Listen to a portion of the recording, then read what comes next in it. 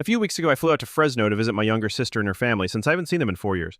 The first night in town was wonderful and wholesome. They gave me a quick tour of the local sites, and we ended up at a local restaurant for a family dinner.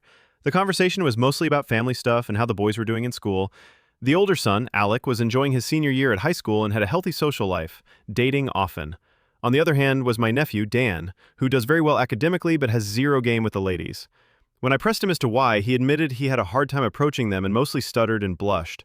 Alec chimed in with the fact his brother seemed to fancy more robust girls, which sent the table laughing with the exception of my sister and Dan.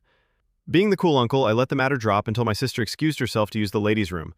As she walked away, I leaned over and offered a bit of advice from my Marine Corps days. If he liked big, then he needed to go to a place where big is not judged. But don't go empty-handed. I suggested finding a clothing store that accommodates plus sizes and bringing along some snacks as an icebreaker.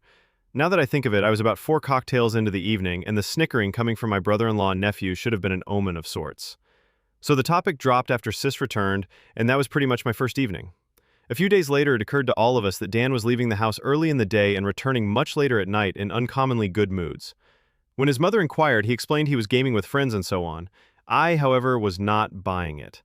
I pulled him aside and got the truth. The boy explained that after some trial and error, he found a strip mall in town that had both a chicken shack and a reputable plus-sized women's clothing store. He would buy a bucket of chicken tenders and eat on the hood of his car, chatting up women as they walked by. He met a girl and they had been seeing each other. I was happy I could help and couldn't believe it actually worked. However, things went south. A few days after my return to the East Coast, I received a very emotional call from my sister.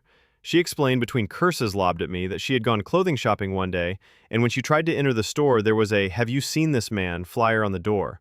It was a grainy surveillance photo of Dan sitting on the hood of his car with a bucket of chicken and a 2-liter of soda.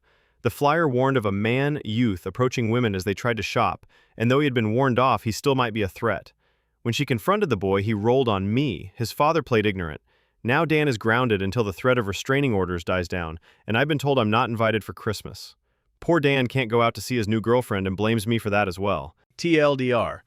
I royally messed up by telling my 17-year-old nephew to meet big girls by hanging out in front of a women's plus-size store with food, causing him to be grounded, causing possible restraining orders, and getting myself uninvited from Christmas.